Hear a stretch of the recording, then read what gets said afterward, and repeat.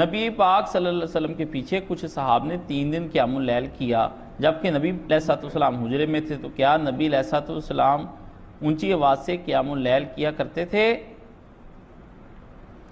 نبی کریم صلی اللہ علیہ وسلم بآواز بلند بھی قیام اللیل کیا کرتے تھے۔ آپ علیہ السلام حجرے کے اندر تھے اور وہ حجرے کے باہر، انہوں نے خود ہی نبی پاک علیہ السلام کے پیچھے اپنی جماعت کھڑی کر لی۔ پہلے دن 1-2 آدمی، پھر دوسرے دن 3-4، پھر 5-7، یہ 1 سے لے کر 3 سے 4 دن تک کی روایت آتی ہے۔ روایت میں اضطراب ہے کہ 1 دن یہ واقعہ ہوا، کہ 2 دن ہوا، 3 دن ہوا، مختلف راویوں کے مختلف بیان، چلو 3 دن۔ لیکن اس کے بعد رسول پاک صلی اللہ علیہ وسلم نے اپنے گھر جب لوگوں کا ہجوم دیکھا تو حضور کو پتہ چل گیا کہ یہ تو میرے پیچھے کھڑے ہوتے، تو حضور اپنے گھر میں چلے گئے۔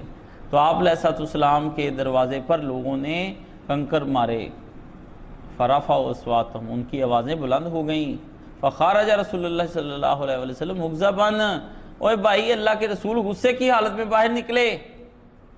آپ نے فرمایا جاؤ یہاں سے، صلوا فی بیوتکم الا صلاۃ المکتوبہ، ساری نمازیں جتنی بھی نوافل ہیں گھروں میں ادا کیا کرو سوائے فرض نماز کے۔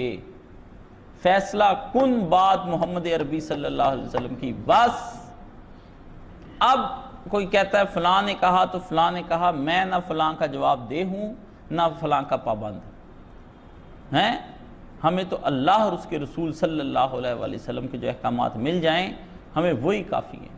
تو پیارے بھائی، فہم صحابہ بھی بڑی چیز ہے، فہم اہل بیت بڑی چیز ہے، فہم سلف بڑی اچھی چیز ہے، لیکن آقا دو عالم صلی اللہ علیہ وآلہ وسلم کے فہم کے سامنے اور قول کے سامنے کسی آدمی کی کوئی بات نہیں چلے گی۔ اس لیے آپ کو لوگوں نے پوچھا کیا آپ کو پتہ چل گیا تھا؟ آپ نے فرمایا ہاں مجھے پتہ چل گیا تھا۔ ساری روایتیں اکٹھی کر کے پڑھیں گے تو پھر آپ کو سمجھ آئے گی کہ کیا بات وہاں کے اس کے اندر بیان ہوئی ہے۔ ایک صاحب نے اسی سے متعلق پوچھا ہے، رسول اللہ نے نماز تراویح کو اس لیے ترک کر دیا کہیں ایسا نہ ہو کہ یہ نماز امت پر فرض نہ ہو جائے؟ سوال یہ ہے کہ جس اہتمام کے ساتھ اس وقت نماز تراویح پڑھائی جا رہی ہے، کیا یہ حضور کی خواہش کے خلاف نہیں؟ بلا شبہ یہ نبی پاک صلی اللہ علیہ وآلہ وسلم کی خواہش کے خلاف ہے۔ حضور نے جو چاہا تھا وہ یہی تھا کہ امت پہ فرض نہ ہو جائے، اور آپ نے پھر حضور کی خواہش کے خلاف فرض کر لی۔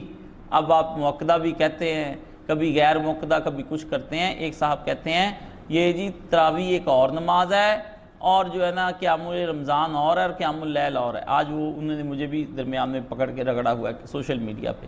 تو میرے بھائی عبید اللہ، اللہ تمہیں سلامت رکھے، کاش تم حدیث کا علم پڑھتے اور تمہیں علم ہوتا، اور تم نے وہ حدیثیں خود اپنی نظر سے پڑھی ہوتی، ان کا گہرائی سے مطالعہ کیا ہوتا، ان کو اکٹھا کر کے کسی مجتہد محدث سے سنا اور پڑھا ہوتا، پھر تمہیں پتہ چلتا کہ کس طریقے سے یہ روایت آئی ہے، اور کیسے تمہیں پتہ چلے کہ یہ ایک ہی تہجد، تراویح، قیام اللیل، قیام رمضان، وتر، ایک ہی نماز کے مختلف نام ہیں۔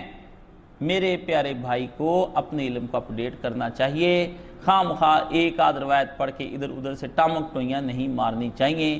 ساری امت جب اس بات پر متفق ہے کہ حضرت عمر فاروق رضی اللہ تعالیٰ عنہ نے تہجد کو انتظامی طور پر اکٹھا کر کے پڑھنے پر ایک قاری لگا کر مامور کیا تھا، اور پھر وہ پہلے 11 تھی، پھر 20 بن گئیں، اور پھر 61 تک چلی گئیں، تو یہ سب کو پتہ۔ یہ تم نے کہاں سے سیکھ لیا پیارے بھائی؟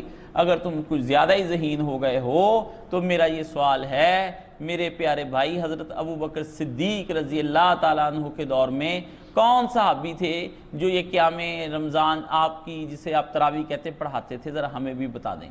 اگر آپ کے پاس کوئی روایت آ جائے تو مجھے ضرور سنائیے تاکہ میرے علم میں بھی اضافہ ہو جائے، جو کہ آپ قیامت تک نہیں کر پائیں گے۔ جو حضرت عمر رضی اللہ تعالیٰ نے کیا، یہ وہ قاری صاحب کو حکم دیا کہ آپ پڑھا دیا کریں، وہ خود نہیں پڑھتے تھے۔ حضرت عمر فاروق رضی اللہ تعالیٰ عنہ نے ساری زندگی نہ تراویح پڑھی نہ پڑھائی، ان کے بیٹے نے نہ پڑھی نہ پڑھائی، خلفائے راشدین نے نہ پڑھی نہ پڑھائی۔ یہ خود ہی بعد میں جب ایک کے پیچھے انہوں نے خود کہا کہ اس سے بہتر تھا کہ رات کے آخری پہر میں اٹھتے اور وہ اس میں جا کر وہ نماز پڑھتے۔ اگر یہ نمازیں 2 تھیں تو انہوں نے کیوں کہا یہ آخری پہر رات کے اٹھتے؟ اس میں تو اٹھنا ہی تھا۔ تہجد جو تھی وہ تو صاف حضرت عمر کہتے بھی یہ بھی پڑھو اور وہ بھی پڑھو، ٹھیک ہے نا، دو بات. آپ میں اس سے بہتر تھا کہ یہ رات کے آخری پہر میں اٹھتے. تو حضرت عمر نے تو خود روایت کے اندر کہہ دیا یہ میرے بھائی کا سنا سنایا علم ہے، یہ ادھر ادھر کا علم ہے، یہ میرے بھائی نے کسی جگہ بیٹھ کے باقاعدہ طور پہ علم حدیث نہیں پڑھا ہوا، نہ کسی عالم کی شاگردی اختیار کی ہے، اس لیے اس کو پتہ ہی کوئی نہیں ہے کہ یہ کیا. اس لیے جن لوگوں کو اس بارے میں کوئی خبر نہیں نا، وہ خواہ مخواہ اس کے اندر ٹانگ نہ اڑایا کریں، اپنے کام سے کام رکھا کریں، جس کا کام اسی کو ساجے. یہ ہمارے کام ہے، ہمیں کرنے دیں. آپ بیچاروں کا کیا کام ہے، چپ کر کے سنا کریں. فیس بک پہ ایسی سے سوشل میڈیا پہ لکھنے لکھانے کی عادت آپ کو بری پڑ گئی ہے. پڑھے کم تے لکھے زیادہ، ایسے لوگوں کا یہ ہوتا ہے نا، پڑھے لکھے، تو اسے پڑھے کم لکھے زیادہ. کم پڑھنا تے لکھنا زیادہ. تو کم نہ لکھو بھائی، اتنا مطالعہ کرنے کے بعد تھوڑا سا لکھنا پڑتا ہے. بڑا علم چاہیے، ایک عمر چاہیے اس بحر بے قراں کے لیے، یہ کوئی چھوٹی عمر نہیں چاہیے.